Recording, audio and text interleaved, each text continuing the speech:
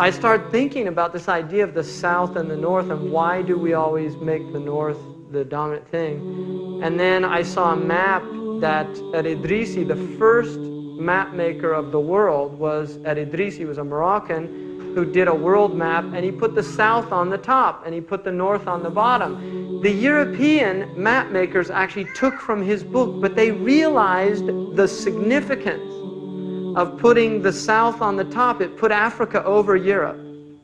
And so they actually flipped it over and made their maps with the north on the top.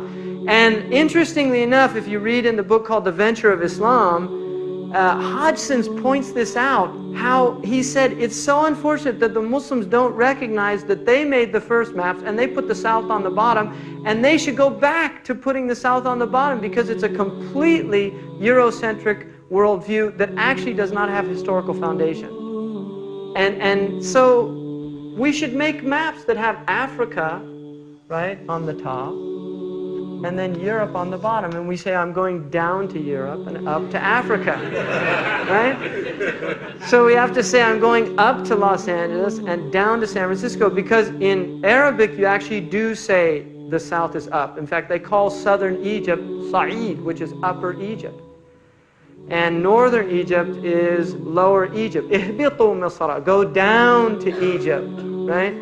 And also in Libya, they say it as well. They say Nas'ad al-Qibla, we're going up south. Wanzil al-Bahr, we're going down to the ocean, which is in the north. So this is traditional cosmology. And don't think this is insignificant, the impact that seeing maps all your life with Africa on the bottom. Yeah. And then the other thing about a southern map, nothing's over Arabia.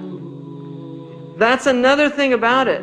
Look at a southern map, because I have one that was printed in Australia, because the Australians caught on to this. And they said, why should we be down under?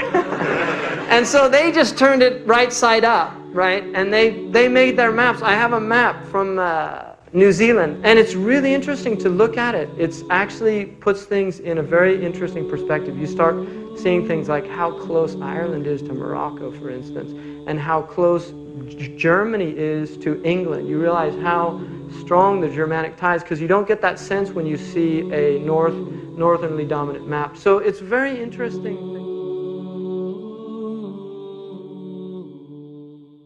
شمس روحي وحي ربي جنتي وحياة قلبي فرحتي القرآن حبي نور دربي وأماني شمس روحي وحي ربي جنتي